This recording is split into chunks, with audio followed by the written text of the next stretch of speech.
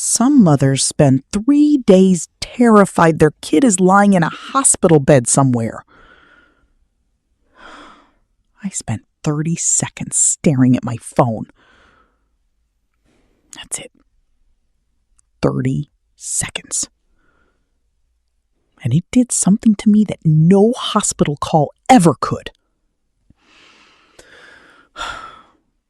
My name is Diane Whitfield. I'm 58. I run a little catering business out of Traverse City, Michigan. For 22 years, I hosted Thanksgiving for my entire family. 28 people some years. Then one Tuesday morning, a text meant for someone else landed in my phone by mistake. A group chat. My own kids planning a trip. Without me. I wasn't supposed to see it. But I did. My daughter had written that it was so much easier without the whole production this year. My son agreed. Said I'd make everything a performance.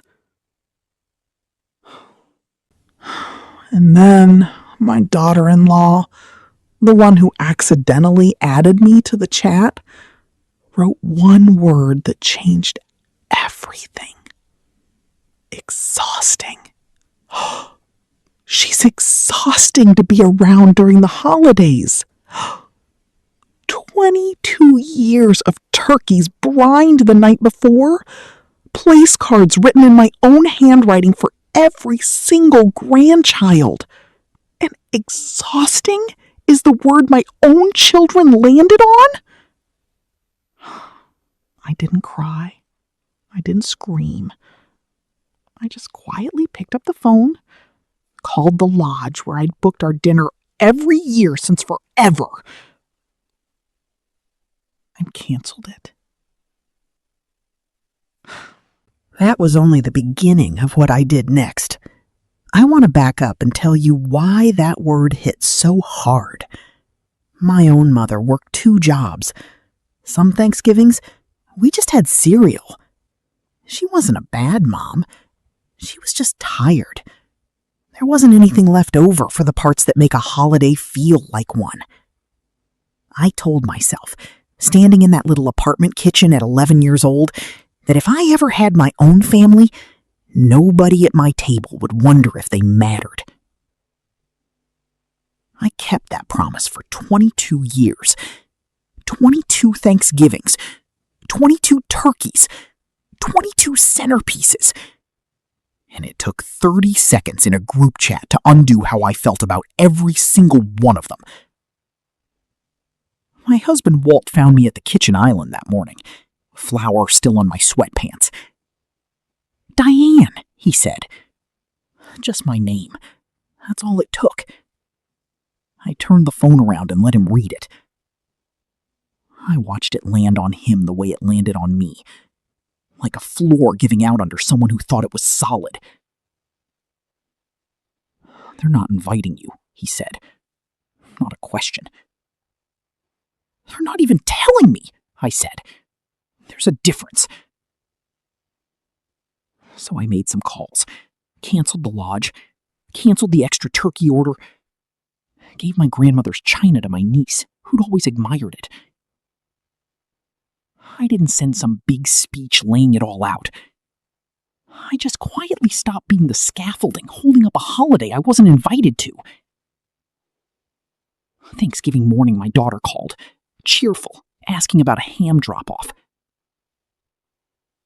"There's no ham at the lodge, sweetheart," I said. "There was no lodge. I canceled it 2 weeks ago." Silence on the other end. "I saw the group chat," I told her. "I read what you wrote before they fixed it." So, was I wrong to let them find out?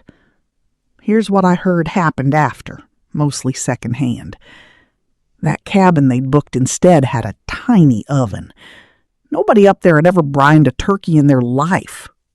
Power went out around 1. An early snow squall rolled through. 7 grandkids, cold and hungry, huddled around one fireplace. My son called me at 2:15. His voice cracked. I hadn't heard that crack since he was 12. "Mom, it's a disaster up here. Is there any way you could we come to your place?" I sat with that question. Watched the steam come off my coffee. "No, sweetheart," I said. "I don't think that's a good idea tonight." "Mom, come on, we're your family." "You told me I was exhausting to be around during the holidays," I said. Gentle. No heat in it. "So this year, I'm not around." They showed up 4 days later. All 3 of my kids, together, which almost never happens on its own. My daughter was crying before she even sat down. My son's hands were laced together so tight his knuckles had gone white.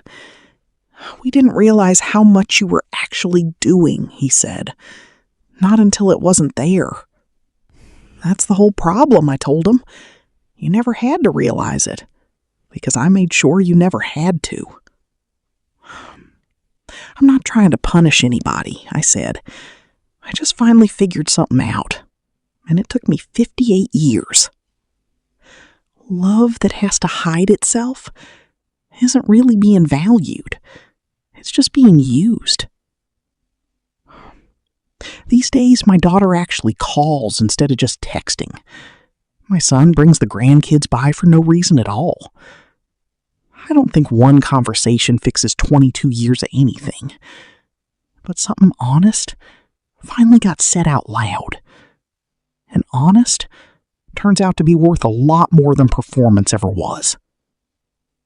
I spent my whole life trying to build the table my own mother never got to set for me. It took me a long time to remember.